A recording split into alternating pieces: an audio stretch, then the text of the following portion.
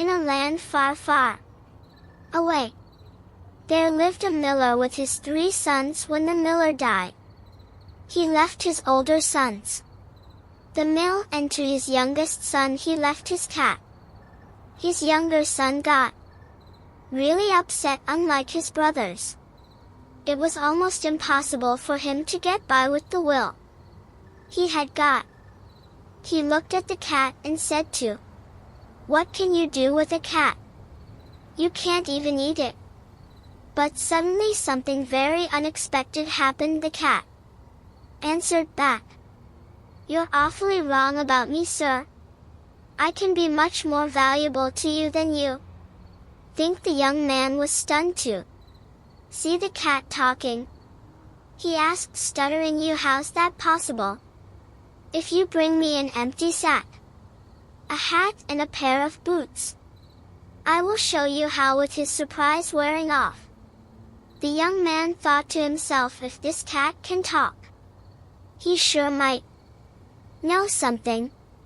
"All right, let's see what you can do." Young man brought everything the cat had asked. The cat put the hat on, put his boots on, went to the mirror, and looked at himself with pose. Then put a bunch of lettuce, along with 1 carrot, in a sack and took off. When in the wood, he opened the sack and put it on the floor. Not long after, noticing the fresh aroma of the vegetables, a bunny rabbit appeared in order to eat the lettuce and carrot. The bunny rabbit entered the sack. The captain quickly ran to the sack, tightly tied it up, and trapped the bunny rabbit in there. Instead of taking the bunny rabbit to its owner, he took it to the castle and told the guards that he'd like to see the king. Seeing a talking cat that's wearing a hat and boots, the guards quickly took him to the king's presence. "Mighty lord, I present you the gift of the Prince of Caraba, my master. The Prince of Caraba has caught this bunny rabbit for you." Just now the king was very impressed with this gift. For a very long time Pussy Boots continued on bringing animals that he caught for the king.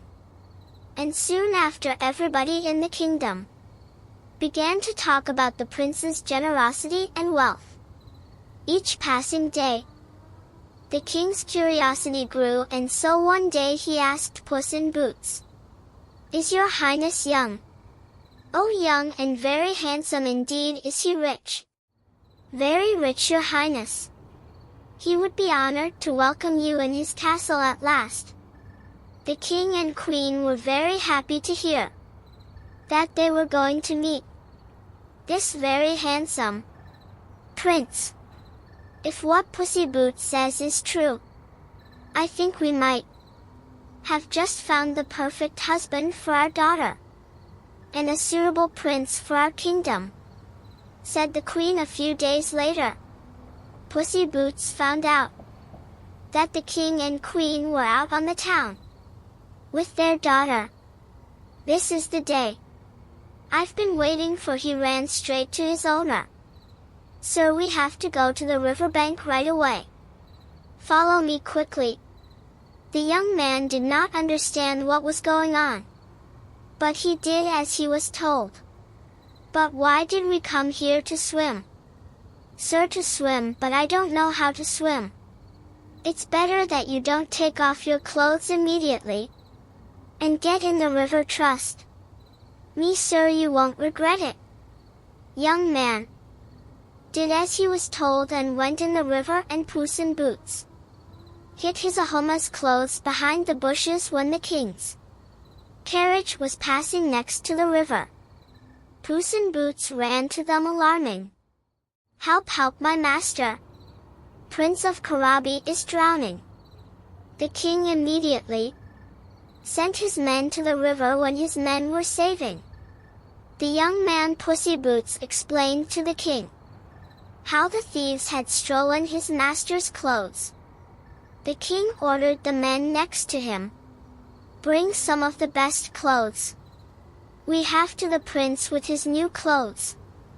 The young man looked just like a real prince when he was walking towards the king's carriage.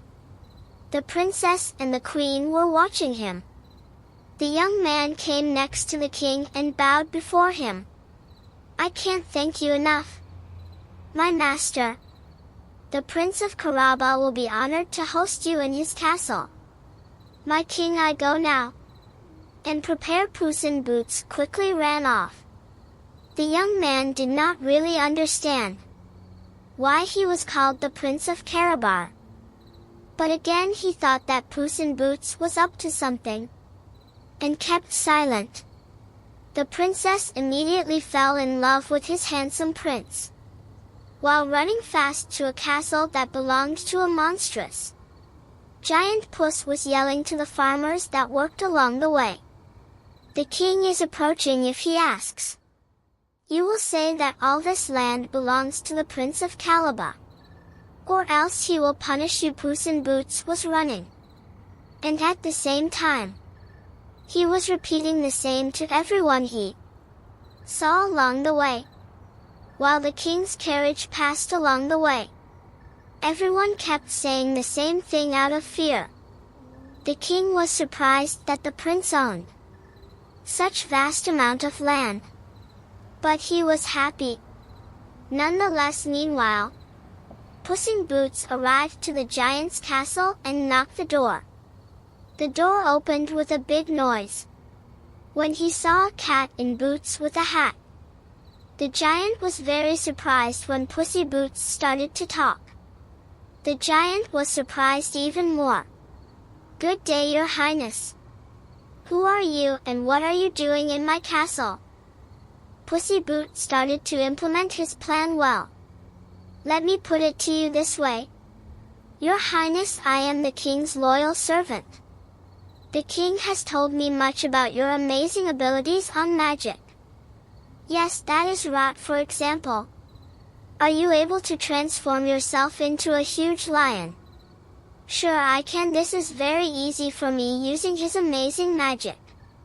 The giant transformed into a huge lion. Pussy Boots got very far, giant of course, and jumped as far as he could. Okay. That's enough." The giant transformed back to his normal self. "That was amazing. I bet it's impossible for you to transform into any small animal. Though I'm not sure. What do you say?" "Impossible. I can transform into any animal I want." Let me say. Can you transform into a small mouse?" Seeing the giant transformed into a mouse, Puss quickly jumped on the mouse, and with a big bite he got rid of the giant.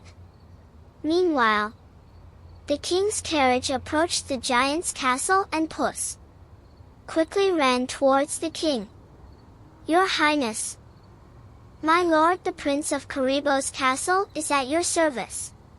Please come in." The king, queen, princess, and of course, the young man gazed at the castle with admiration.